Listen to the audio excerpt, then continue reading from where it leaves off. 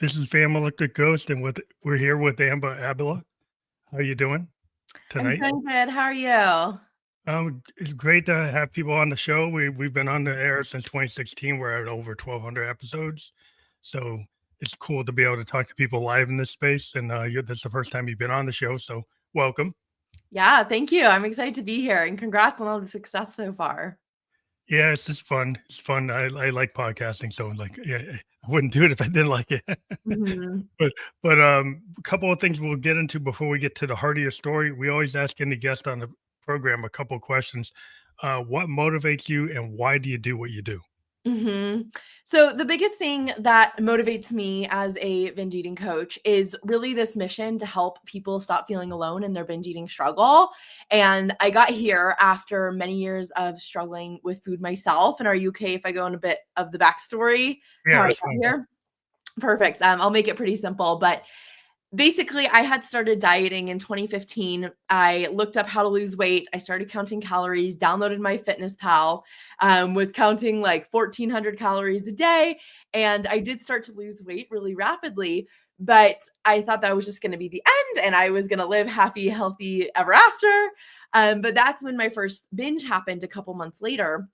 It was Mm, on 7 cookies, and I remember it so vividly. It was around Christmas time. I walked downstairs to my kitchen. I thought, "Okay, I've been so good. Let me just have one."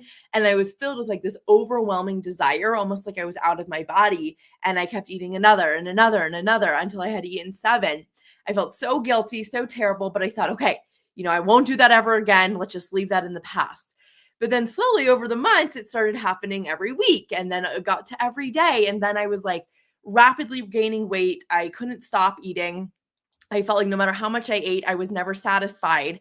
And so I went to therapy as my first option, which is a lot of times where people start out when they're struggling with food and they want to take more of this mindset mental health approach. And therapy, it gave me some awareness, but it really didn't get to the root cause. I felt like of what was really going on, and it didn't give me any actionable tools around how to actually stop binge eating today. I felt mm, like I went a lot to my past, but there wasn't much else that I found that actually helped me stop binge eating today. So after many months of therapy, I decided to take it upon myself to go find other solutions elsewhere. So I Googled on the internet, and it took me a while because most of the times the internet will just tell you to drink more water, call a friend, take a bubble bath, like things that are fine to do, but don't, again, really address the root cause. And because what yeah, I learned is that my binge eating had just become a habit. So I had gotten into this strong habit loop where over time, every single time that I binged, it became more and more ingrained in my brain. And once I started viewing it as a habit, my recovery simplified so much and it made everything easier. And I stopped feeling like there was something broken or there was something wrong with me, that I just needed more willpower. And instead, that my brain was just doing what a healthy brain does and trying to automate habits. And I just didn't know how to break a habit at that time.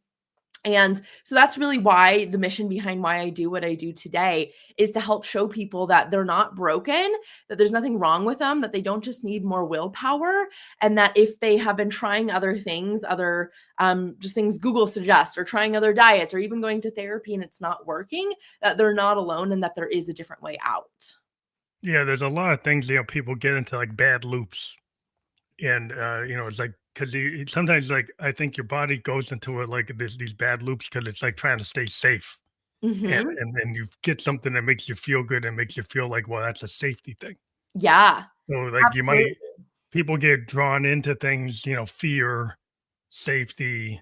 There are these things that common pulls that people Mhm. get into these bad loops, and the thing is, like, I'm in part of my job is I'm a software guy, and we can train computers, we can Mhm. reprogram, we can wipe the database and restart, we can build again, and your brain has the ability to get retrained or reprogrammed.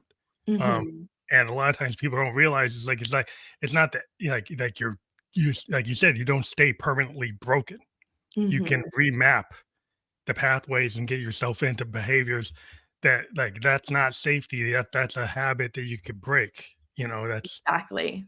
Yeah, so I Yeah. think that that's always interesting that people can find, that it's not over. Like, some people always have the all or nothing. black or white, right? Mhm. There's a lot of things like you can have little wins and you don't have to have like just because you didn't get the big win today and go 0 to 100, you can still function. You don't have to like just give up the game. Mhm. Exactly, and you mentioned something really important about how our brain often perceives these habits as keeping us safe. So they're not necessarily bad habits in that they're wrong. Like, sure, they might have a negative impact on our life, but they're there because our brain is trying to help us do something. It's trying to help us stay safe. It's trying to help us survive. And for most of us, because overeating and binge eating, it starts from this period of restriction. Our brain is very sensitive to restriction around food because food is our most necessary thing other than water for survival. And so if it senses in the past that there was a time of food scarcity, even if we were just trying to do like a juice cleanse, our brain does not know that we were just trying to be healthy and do a juice cleanse. It thinks that food disappeared from the face of the planet Earth for a bit. And so I got to be careful and I got to make sure I get as much food as I can when I have it around so I stay safe and alive. Yeah. Yeah. That's the thing is like that's the loop we get locked into. And, I always find that people trying to be perfect. Mhm. And then when they find that they mess up, like, or like if you're on these diets, or you get into these fitness programs and somehow you miss like a step. And then they say, well, it's all over. You got to start Mhm. again. Instead Mhm. of saying like every day is like, I'm a cancer survivor. So every day I'm here is a win, you know, Mhm. and you have a different perspective, like, because it's Mhm. like every day I'm alive, that's a win.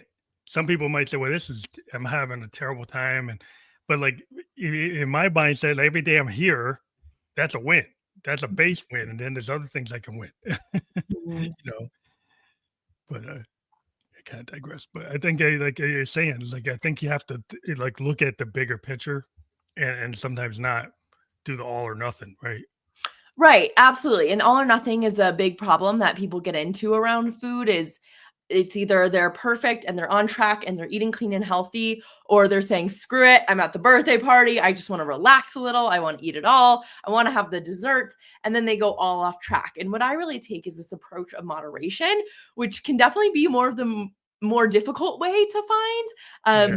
but in the long term, it's what's sustainable, so it can take some work to learn upfront, but it is so much more peaceful than having this all or nothing mindset, which doesn't last and ends up and it leads us to being in a much unhealthier place long term because we're in these crazy cycles that are really stressful for our body to be like either very restricted or going all out and having this influx of all of this extra food in our body. You have to look at sometimes people like why do they want to lose weight? It might because they want to get into an outfit for going back to their homecoming, Mhm. right? Or going to a wedding. So then they'll do all this behavior, the stress diet just for that one moment. But is that really sustainable? Is that really healthy? Mhm. You're always gonna find some moments of well, then I'm gonna binge or I'm gonna do this, I'm gonna do that, or I'm gonna like not eat.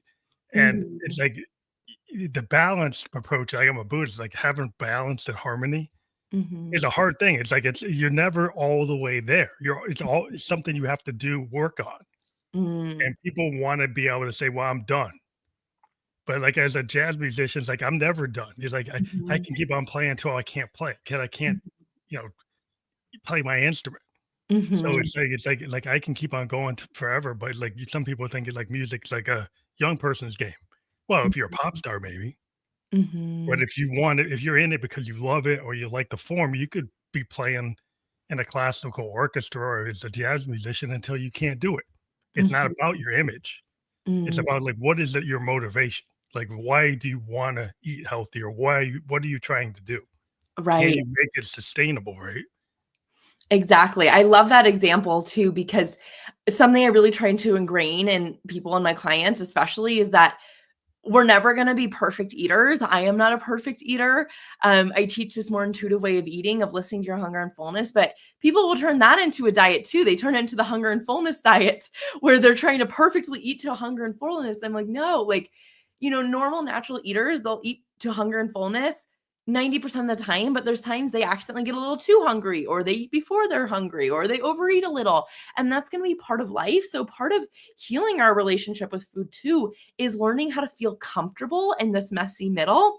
But I love that example that you gave of in any other skill or hobby we have, it's never complete, but that's kind of the beauty of it, is that there's always more to learn. There's always more to grow from. And with each new day, we get these new insights and these new learning moments about our body and about ourselves and about what we need. And that process can actually be really fun. It doesn't have to be like this long, miserable journey if we are having eating habits that feel sustainable for us. If we're doing a crash diet for 90 days, of course, that's going to feel hard and miserable to continue and to stay curious about, and we're going to want to give up.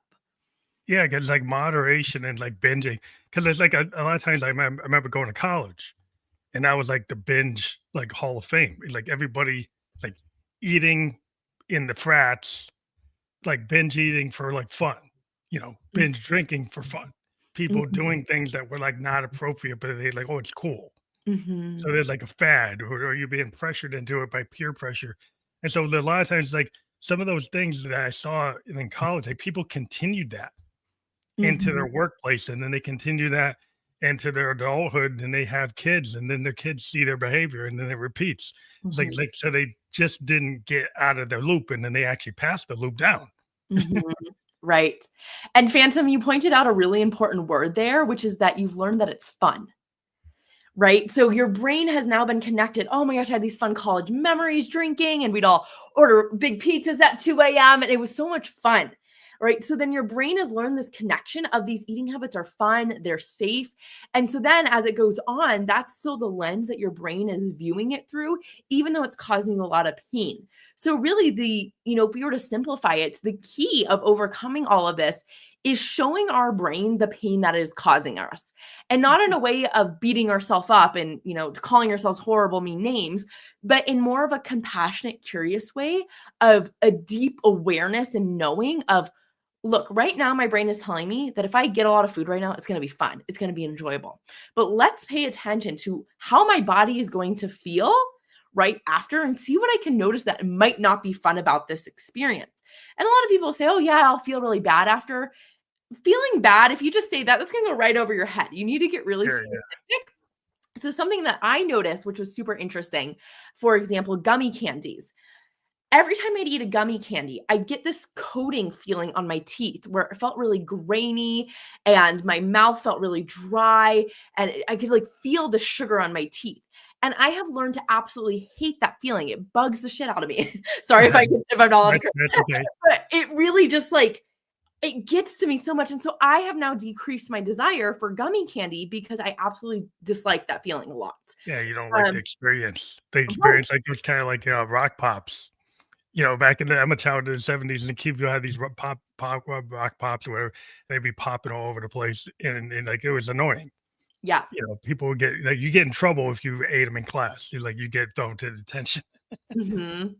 But it was, like, something that was, like, people just used it, and they, like, abused it. They would go put it into soda, and they do games and trick kids into drinking them, and it was like when you tie food to things like that, to these experiences, like you can learn maybe like your lesson was like, I don't like that experience. Mhm. But Mhm. then it's like if you have some of these bad experiences or these like drinking games or overeating, like the pizza at 2 a.m., or eating as many hot dogs in some contest in a frat, and then you get locked into doing these things. It's like, was that really something you should be doing? You know? Mhm. Mhm. Yeah, so it's really important to just go into your body and see what you can notice about the truth of the experience, because our brain is noticing patterns from the lens of the past, of what it's always done, and we need to look at our experience of how is this food feeling in my body today right now. Right? Maybe it was fun then, or maybe my brain imagined some pleasure, or maybe it did get a little hit of pleasure. But if I notice the experience in my body right now, is it actually fun? And if not, we need to tell ourselves the truth about eating that food, right? Telling yourself the truth that if I eat this right now, it's not going to be fun. And this is not to get perfectionistic about it and say, Yeah. no chocolate ever, because that's never going to feel good. I eat chocolate most days still, but I eat it in amounts now that I know that feels really good to my body, instead of, entire chocolate bars plus a bag of chips plus a protein bar plus whatever else I could scrounge in my cabinet all at once. It's interesting when you talk about like the calorie counting like apps and things like that, and how that can actually put you into another type of bad loop. And maybe you Mhm, can kind of talk about like you found it wasn't working, right, for you. mhm. Yeah, so calorie counting in and of itself is just a circumstance. It's a tool. It's not good or bad. I could say the same thing with like GLP-1s that in weight loss drugs that they're a tool. They can be helpful to some degree. But calorie counting in particular, it does give us this baseline knowledge of calories, which I think can be useful to a point. Like it's good to know like what 2 tablespoons of peanut butter looks like because we might not know that. And so it is kind of useful to have that baseline awareness and knowledge of nutrition. That's not something to shy away from. But when it gets to the point where it starts to become obsessive, like I couldn't go out to eat without putting something in my calorie counter because I thought, how is my body going to know? Like what, I don't know what my body needs. Like I have to look at my MyFitnessPal to tell me that. And so I would be so terrified. I'd always want to go to the restaurants that had like the calories on the menu. Or I'd get made food by my family and I'd be like, what did you make this with? So I could make sure I logged all the individual. Like a problem. It becomes like an issue. Yeah. So the issue becomes when we put the calorie counter or any tool above our own body signals. And so what that looks like is if we are looking at our calorie counter and we're kind of hungry, but we're like, shit, do I not have enough calories for the day? And we look at it and we're like, nope, I can't eat anymore. Right. That's putting the calorie counter over our own body's wisdom. Or if we are not hungry, but the calorie counter says, oh my gosh, I have another 300 calories. We say, you know what? Let's go have some ice cream now. Yeah. So then you're not actually learning how to kind of really have a more of a natural feel for your body, you know. It's like, and I'm a type 2 diabetic, so I'm using one of those like, sensors. And for diabetics type 1s and type 2s, it's been a real revelation, because revelation. Yeah, that's what I mean. But like, because sometimes we know as a diabetic, you kind of know when you're getting a low sugar over the years you've been getting, when you're getting or a high sugar. But these machines help you know for sure, or maybe predict it even before. And so it can make you make good decisions in terms of what you eat, and so they know, as a diabetic, you have to kind of know, like, well, all that sugar is going to knock your number out of range. All these carbs are going to knock it out of range. It's kind of a situation because you're in a medical situation. So you kind of have to know, and you're kind of restricted to a certain extent because of that. So it's like, it's a disease. But what are your thoughts on people? Because now there are people who are getting these machines that aren't diabetics. I think, again, it can be good awareness. Like you mentioned, it's good to have that data of, if I eat this type of food, this is how it impacts my blood sugar. Or I'm vegetarian, for example. So, I used to, even after I healed from binge eating and healed my relationship with food, I would sometimes go in just to make sure I was getting enough protein during the day, to make sure that I was healthy. And that's totally okay. Because I was coming from this emotion of curiosity and really like love for myself versus this place of fear and shame and I got to get it together. And so it's very different emotions of where you're coming from when you're taking this action. And I think that's the most important thing. If you are getting a glucose monitor because you're thinking, I feel so out of control around food and I don't know how to control myself, and maybe this will finally be the answer, it's not going to do that, because that's just going to give you more information and more knowledge, and it might give you some awareness, but that's not getting to the root cause of why you're overeating in the first place. Yeah. People aren't overeating because they don't know how much sugar is in their food. They're overeating because of a deeper thing underneath that. And the knowledge can be useful, but it's not going to change you overnight of, oh my gosh, I didn't know my blood sugar rate. Like you probably already know logically, if I eat a whole bunch of ice cream, my blood sugar is probably going to go up. It just gives you more specific data within that. Yeah, and if you're not a diabetic and you get these like glucose monitors, you might get locked into the calorie counting kind of loop that you were in. And it's like, well, and then you're going to be obsessing about it, and it could go into a bad behavior loop again. And so it's more like root cause analysis is like the simple answer, but people are like, oh, I got to do that. Like, yeah, like a lot of problems. I have people come on the podcast, like for almost any issue that people are going through, if you just paper over it or go for the quick fix, it doesn't solve it. It's a root cause kind of looking glass self hard look. That's sometimes people maybe aren't ready for that, or they're scared of it. So how do you deal with people who are kind of anxious about even doing the analysis? Yeah. So there's one other thing that's coming up when we were talking about that with fitness monitors too. Like it's the same thing where it can be useful to track your steps and things. But I think it's important for people to notice that if they're anxious about looking deeper and they're wanting these methods of control, that this also adds an additional layer of stress. And stress is just as unhealthy as for our body as any food could be, maybe even more. That we've seen studies time and time again showing that when people have dysregulated nervous systems and they are in a constant fight or flight mode all day, that they are not going to be healthy in any way. And so noticing that too, that if it's getting to the point where you feel like you're so stressed about it all the time, I don't know how I'm going to eat without the calorie counter, without the glucose monitor, I don't know how to exercise if I don't have my fitness tracker telling me to make sure I've hit the goal for the day. That's a sign that it's probably causing more stress than it's worth. Now, as far as looking at for the root cause, it's not going to usually be like when I'm saying this, it's not like you're going to find some deep revelation of, oh my gosh, I had no idea this thing was the root cause. For some people, it can be if you have a history of trauma, if there's any like sexual trauma, that can be something that leads to binge eating down the road, and that's not to be ignored. But for the majority of people I work with, and I find that 95% of people, it's not really a trauma thing that led to the binge eating. It's really because of the restriction. So the root cause can be a couple of things. It can be if you are restricting. So what that means, I'll simplify that first too. Restriction is a word that's thrown out a lot nowadays, especially in the binge eating community of don't restrict, don't restrict. And a lot of people get really nervous of, if I choose the salad, am I restricting? If I don't have the snack, am I restricting? That's not it. What I define restriction as is if you are consistently not giving yourself food when you are hungry, that is restriction. Or two, if you are never allowing yourself any food pleasure, that is restriction. So if you are giving yourself food when you're hungry, but sometimes you're at a birthday party, you already had a cookie and you're saying no to another cookie, that's not restriction, that's self-love. That's being kind to yourself. But if you are in a severe calorie restriction or you're not giving yourself food when you're hungry consistently, what's going to happen is our brain is going to, again, look around us and say, oh my gosh, food must be disappearing from the face of the earth. I'm going to send out really strong urges to make sure you get a lot of food in right now so we don't die. Okay, so that's like, go ahead. Safety again. Yeah. So a form of safety. Yes, essentially. So if you're restricting, that always has to be addressed first. Otherwise, everything else is not going to work. That is like, your brain is not going to respond to any sort of habit intervention if you aren't actively restricting first, because that's your brain survival mechanism that's going to overpower anything else that you want to do. So learn how to like read your own like signals from your body. Mm-hmm.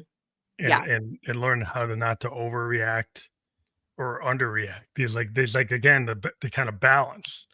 Of how do you live a balanced life, and not that you're going to be perfectly in balance, but you're not going to be going like wildly overcorrecting here and there. Yeah. And so then I'd say the second root cause is where it's become a habit where every single day, for example, at 8 p.m., you've gone into your cabinets and you've overeaten. You've had this snack and that snack and this snack, and you just keep going. Your brain is going to then predict, hey, you do this every single night. Don't you want to do this again? It would make sense. You do it so often. So it's going to send you those urges to try to help you. So a lot of people think too, the root cause is some emotion. I don't think emotions are the root cause of binge eating. I think it's how we respond to those emotions, and that's the urges that are coming up. So what happens is we get an emotion, and then maybe once upon a time we did eat when we have that emotion, and then it becomes a habit with that emotion. And so then we start getting urges and cravings every time we have that emotion come up. But how we know the emotion itself is not actually the problem is there are many, many people all around the world who feel stress and anxiety and overwhelm and fear every day without going to food. And it's because they haven't conditioned in this habit, and they're just either sitting with the emotions, or maybe they're going to another habit, something else. Or they're an artist and they use it as their muse. Yeah. I'm a songwriter, so a lot of times we take the melancholy, instead of eating a half gallon of chocolate ice cream or eating a bunch of candy or ordering a pizza, I go to my piano or go to my guitar and I go write a song or write a poem or a painter. I know painters that they go do a painting, the photographers that go out and start taking pictures. So a lot of times, like if you're creative, you've taken that and used that as a catalyst, the emotions to draw into your art. But if you don't have like an art therapy, like a cathartic Mhm. way of channeling into something creative, you might do something more destructive. You might do something Mhm. that's not like you drink alcohol, you gamble, you eat, you do something. Mhm. You might not eat, but you do something that's actually still not the best thing you should be doing. Yeah. Yeah. Yeah, so definitely if you can find a way to redirect your emotions, that can be super helpful. But at the root of it, if also you learn to just sit with the emotion and not be afraid of it, not need to go to something, that can also be super helpful to just show yourself that you're safe to sit with these emotions, that nothing's going to happen from them. So I think it can be twofold, where it's like, yes, we can find something else to redirect our emotions to into other healthier ways to cope with things. But then the second, like, other skill with that is learning that, hey, these emotions aren't going to hurt me. They're just sensations in my body, and I can sit with them and I'm going to be okay no matter what. Oh, you just kind of sit with it without like being an author, without being a musician, without being an actor, whatever. To learn how to kind of sit with it, and maybe like it's not like you meditate, but you're able to absorb it without having to react to it. Yeah, I like to think about it as being a watcher outside of your body. So instead of being like all wrapped up in your emotions, be like, imagine I'm floating above my body right now and I'm looking down at Amber having this emotion of fear. What is she feeling? What is she noticing? What's going on in her body? And that can help kind of disconnect you from it in a helpful way of getting perspective on it. But then it's also really important to go into our body and ask, where are we feeling this?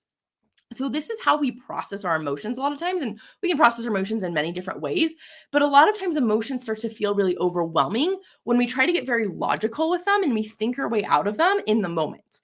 Tools like journaling and like cognitive behavioral therapy, where we're questioning our thoughts, can be super useful, but we have to be in a down-regulated nervous system enough to actually have those logical thoughts. And when we're very activated, we're not very logical. It's like when you're really angry and someone tells you, like, just calm down, everything's going to be okay. Like, it doesn't help you in that moment. It almost like makes you angrier. Like, no, it's not Mhm. okay, because you're not in a logical state of mind in that moment. You need to calm down your nervous system a bit more. So what's really helpful for that is asking yourself, where do I feel this emotion in my body?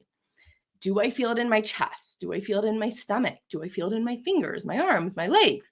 Is it a color, a temperature, a texture, a shape? Does it look like something? If it were a metaphor, what would it be like?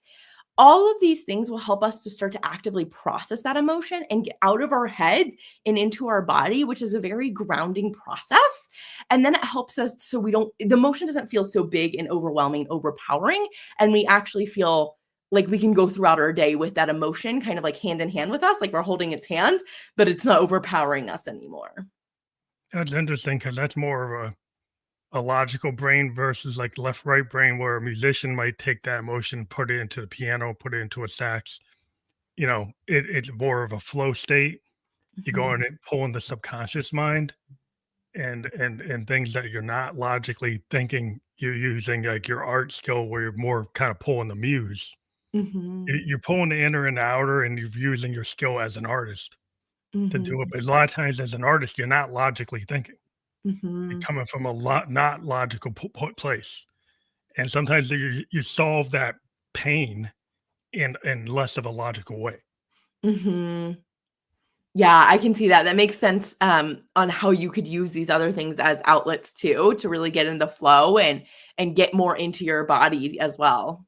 Yeah, because then it's like your body is like when you're a musician, like it's your eye-hand coordination, Mhm. and the 10,000 hours you took to learn your instrument becomes like you don't even think about it. Mhm. So it's like the fact that you can play that guitar or play the sax or even your voice is an instrument. So Mhm. if you're somebody who's a poet and you start saying, "Well, I'm gonna take this, I'm gonna actually kinda just kinda word sauce," so you just salad, you just put words out, Mhm. and you just try to take that moment like a beat poet and describe it through words to a voice memo. Mhm. I've talked to, poets and writers that kind of go through this and they take that energy and put it into that flow. And it might not have the logical flow of something that was outlined, but it kind of handles whatever was going on in the Mhm. moment and goes into this kind of space that kind of relieves the pressure. Mhm. I love that idea of the voice noting too. I'm even thinking like when you're having these strong cravings, almost like writing a poem about it. Again, like almost maybe taking that out of body perspective of like, what's it like to be this person? If I were to write a poem about their experience right now as a way to process it too, I think that's a really unique, creative idea.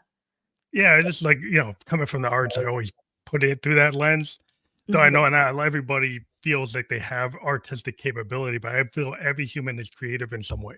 Mhm. They might Absolutely. go into like, cooking or baking. So I've learned some cooks like they always used to eat their own food, but then they realized they love the act of actually cooking. Mhm. So they would go and like cook without eating it, like give it to, do the result of the cook, but not have to eat the whole batch. Mhm. Whatever they made, they actually give it to somebody or put it away and not eat it. But the Mhm. creativity of actually doing the work actually gets them through it. But the bad loop was that they were eating it after they finished it. Mm. Yeah. So it's a different way. It's like that you're learning how to like, oh, I don't need to do that step, but I can still do this step. So somebody might think they have to throw out their cooking because they always eat, but maybe they could change the way they do it. Mhm, mhm. Right, and I think that creates a greater appreciation for the food too when we can share it with others and have that be, a source of connection too, of joy and love, and it doesn't mean we have to eat it too. I say eating can be a spectator sport where we can observe the experience. We don't have to join in on the eating to necessarily be a part of it. Sometimes just being around the people and having the conversations and giving hugs and listening to music is the experience itself. Yeah, because it creates like a happening. You have people come over when it creates something where now that it's the get together that's the thing. It's not that the eating and you're so focused on setting it up and Mhm, giving it to people. You're not eating everything you created. mhm. Your guests are. So it changes like the changes the focus where like, oh, I'm by myself. I'm going to do this batch of lasagna and they eat the whole batch Mhm. instead of having everybody come over and have it and have a dinner talk, dinner party. Yeah, it's like a change in the association with the food.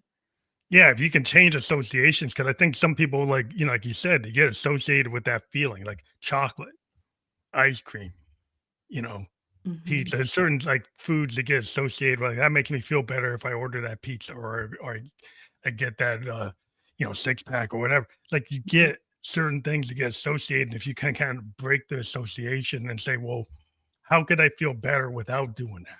mhm.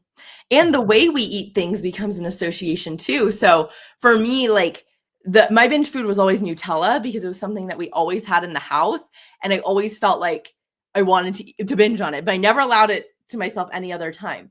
So every time I'd eat Nutella, I would eat it like standing up by the fingerful, hovering over the cabinet. And so that's Mhm, how my brain associated acting around Nutella. It didn't mhm, associate Nutella as, oh, I take out a knife and I spread it on toast like most normal people do. It was like, no, every time we eat Nutella, we're eating it in like a frenzy. And so I had to change the way I interacted with that food. So the first time I decided to eat it in a really slow, controlled manner, sitting down, my brain is like, what are we doing? We need to binge on this because this is what we always do. It's like, no, we're retraining how we eat this food too. And doing it in a social setting can often be a really good strategy of, hey, if I normally every time I buy ice cream, I binge the whole container. Maybe let's try going out to ice cream with a friend because then it's a controlled portion. I'm going to sit down, I'm going to eat it with them and enjoy it, and that's going to change my brain's association of how I eat ice cream and what ice cream means. It's not this secretive activity that I do alone anymore. It's now, oh, it's something I sit down and I feel peaceful around and I enjoy it with a friend.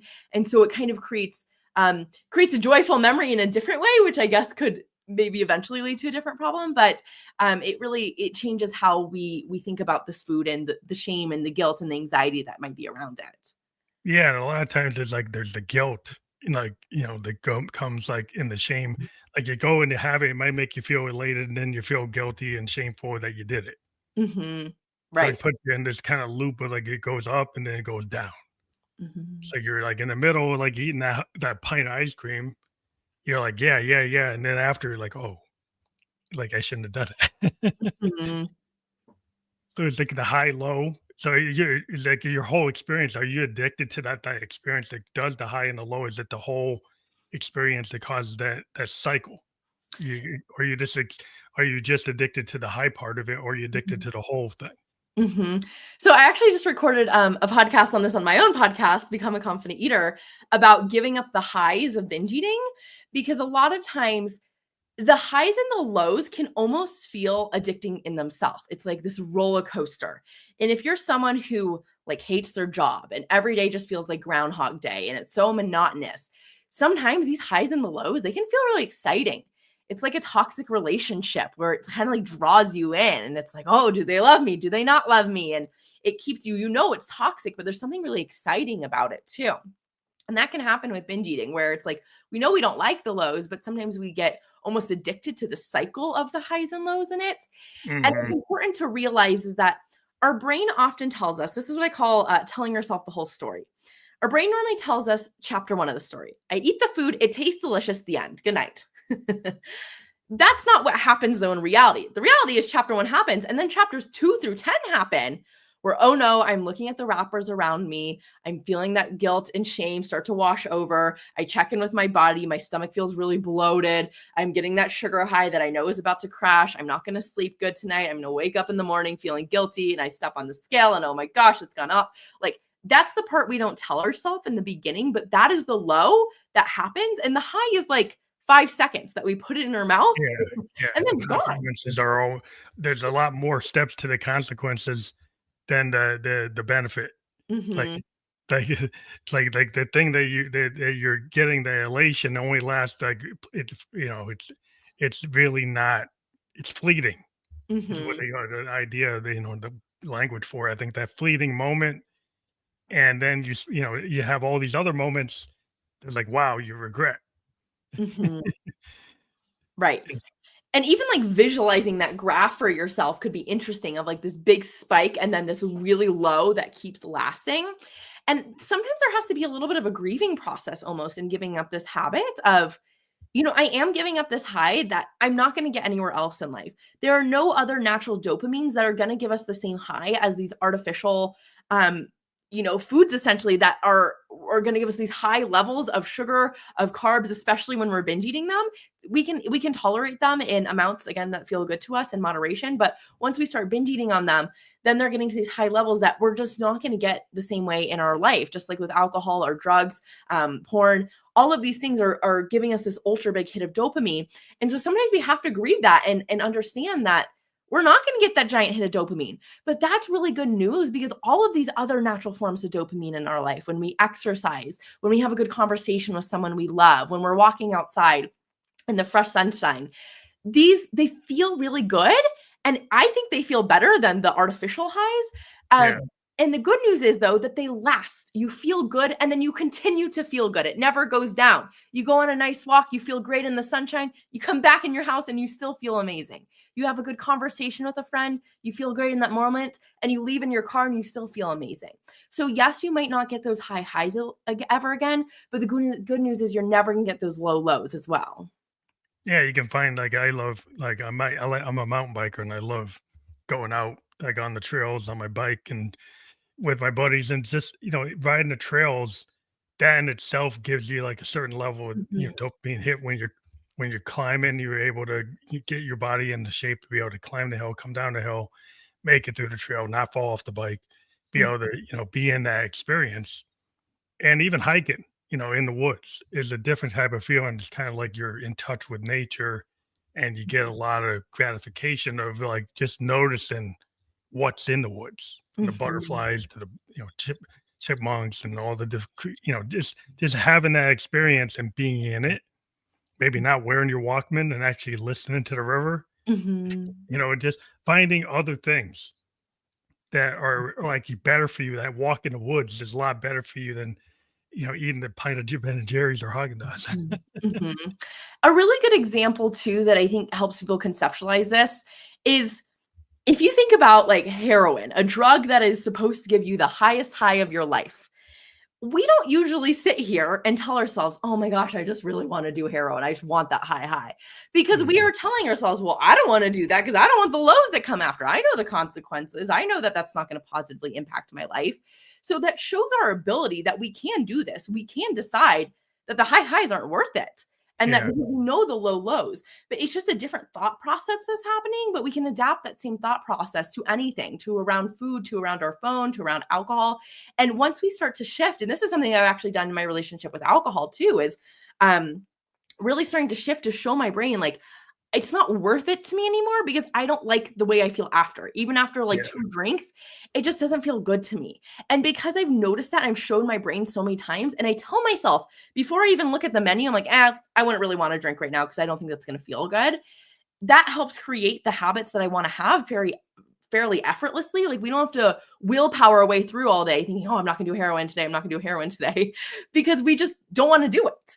And so we can do the same thing with food, and specifically around eating lots of food and binge eating is really showing ourselves of, oh, this is why I don't want to do it anymore, and reminding ourselves and our brain of that before we go into the habits.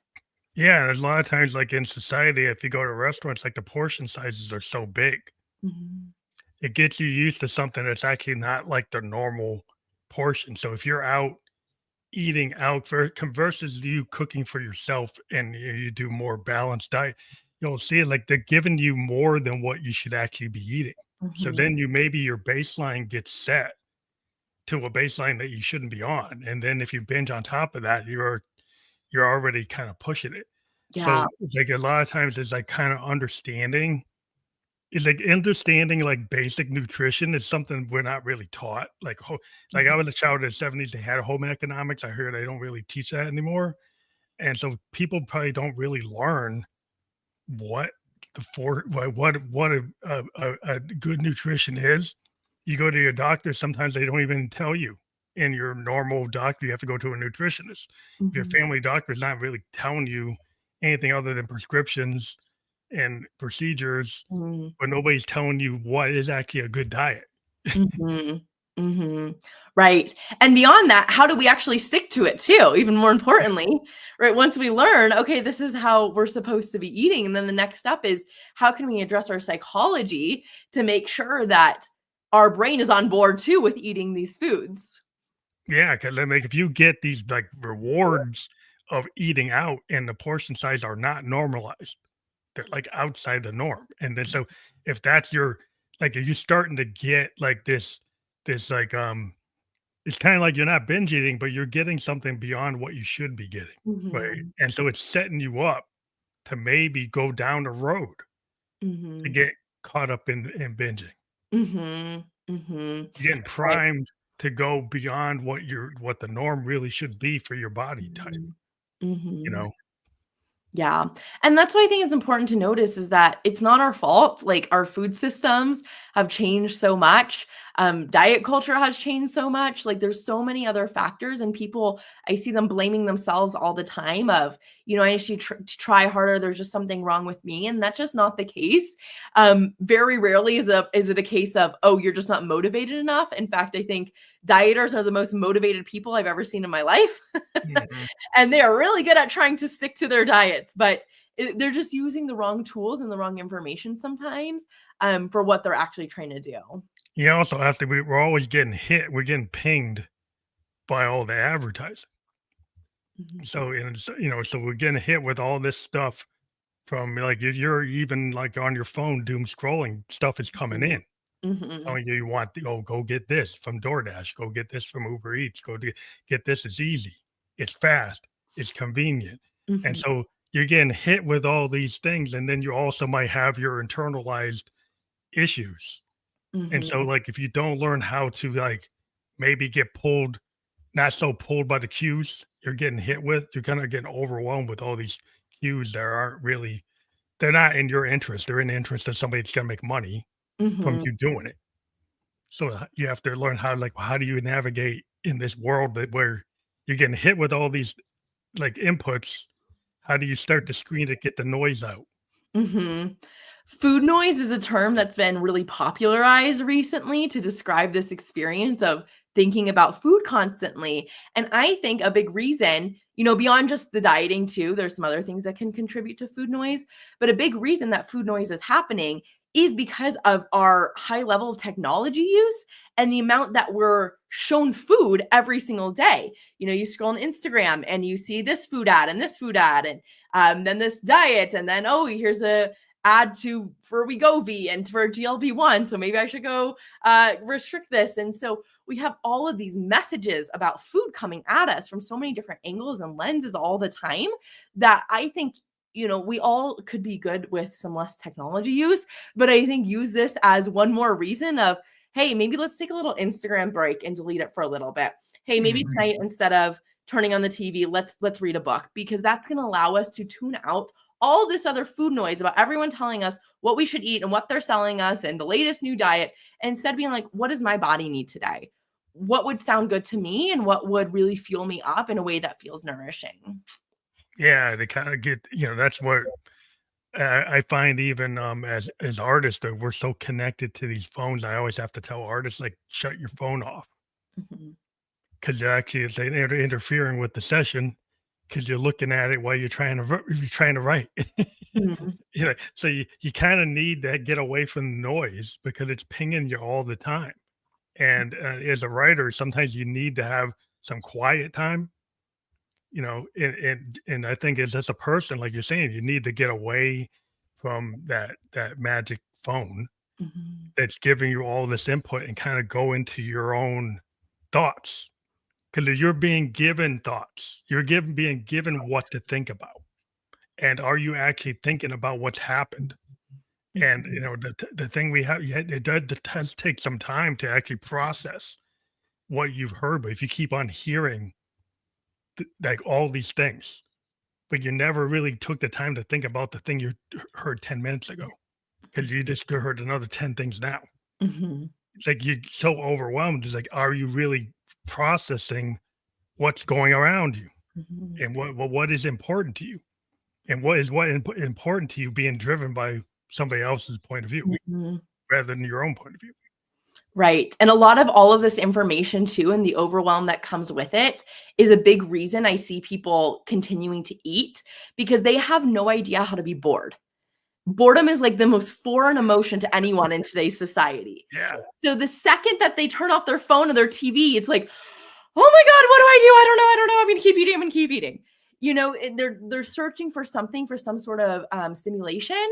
But it's like, boredom is one of the most helpful emotions we can have. And for artists and creatives too, like, of course, that's something we absolutely need to be creative. And so I challenge people to, like, if you find that you can't turn off the TV or you can't turn off your phone when you're eating because it just feels like the worst activity in the world, literally stare at a wall, set a timer for a minute. I usually recommend 10 minutes, but people freak out when I tell them that. So start with a minute, set a timer for a minute, and just stare at a wall.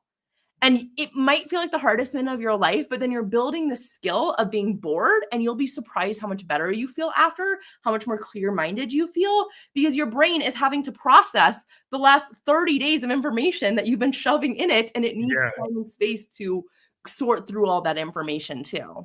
Yeah, you do need that peace and quiet to have the quiet before the storm, because like that's the way a lot of us artists think, is like if I need to actually have this kind of in the studio with nothing going on, don't even do anything for like a half hour, just kind of sit there with your thoughts, not thinking about you, looking at your phone, looking at the computer, do anything, just kind of almost like a meditation before you start.